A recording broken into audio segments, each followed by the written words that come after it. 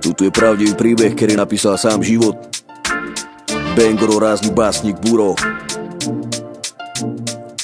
Mala 18 rokov, napustila cigán, no len 17, nebola tu žiadna veľká výhra. Bol ťažký komunizmus, truba bola iná. V tých časoch splodili oni dva pekného syna. Všetci boli v piči, prečo cigánkou vina. Aj keď bol úspešný hudobník, pre ľudí bol špina. Rodičia v verboch svoju dceru vyhodili z domu.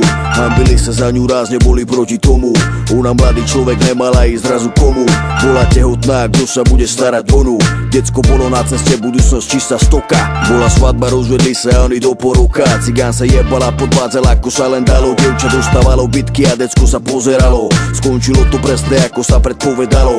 Malý cigán sa sťahuje, nevie čo sa stalo. Dievča k rodičom sa vrátilo už natrvalo. U detka začal nový život, malý Rumungárov. V rodine boli všetci ticho, že to stroskotalo. Je to kurva, to sa onej venku povrávalo.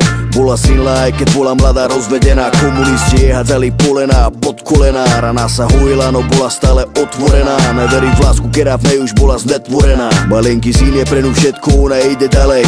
Miluje ho najviac na svete a dáva nádej. Prekračovať bez problémov každý veľký závej. Fobia ze sklamania, ale stále pretrvá v nej. Toto je príbeh, ktorý napísal len sám život. Osud sa nemá zná, nespráva sa práve milo. Môžeš len dúfať, aby sa to všetko napravilo. Cestu ku šťastiu porazíš svojou volou a silou. Toto je príbeh, ktorý napísal len sám život. Osud sa nemá zná, nespráva sa práve milo. Môžeš len dúfať, aby sa to všetko napravilo. Cestu ku šťastiu porazíš svojou volou a silou. Čas plyne rýchlo, malý cigy starší o 5 rokov.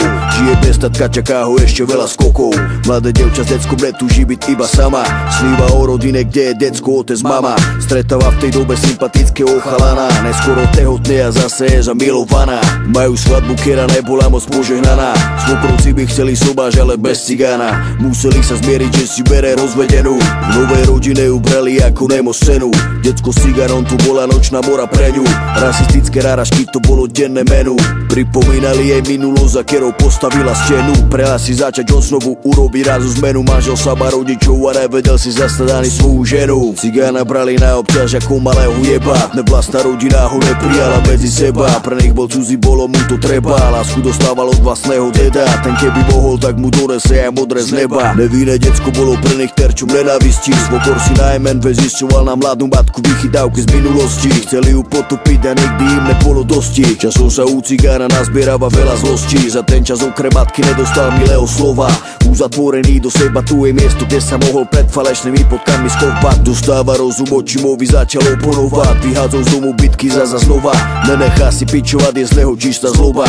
Hovorili, že vyrastie z neho kriminálnik, že nemá budúcnosť, ktorý hrozí len veľký zánik. Začal budovať svoju cestu, od kokotov z rodiny sa stráni. Chce niečo dokázať a nebyť na nich odkazaný. Jediný komu verí sú slová len jeho mami. Matka je hrdá na syna s jeho problémami. Vždy ho vypočuje a poučuje ho radami. Cigán sa venuje len hudbe, na tu je nadaný. Nevlastná rodina sa smála, že je priebaný. Dneska naplňa svoje plány, úspech vysnívaný. Ďakuje za všetko, za trpezlivosť svojej mami. Že držia spolu a za životom sú vyrovnaní. Príbeh, ktorý napísal len sám život. Osud sa nemá zná, nespráva sa práve milo. Môžeš len dúfať, aby sa to všetko napravilo. Cestu ku šťastiu porazíš svojou volou a silou. Toto je príbeh, ktorý napísal len sám život. Osud sa nemá zná, nespráva sa práve milo. Môžeš len dúfať, aby sa to všetko napravilo. Cestu ku šťastiu porazíš svojou volou a silou.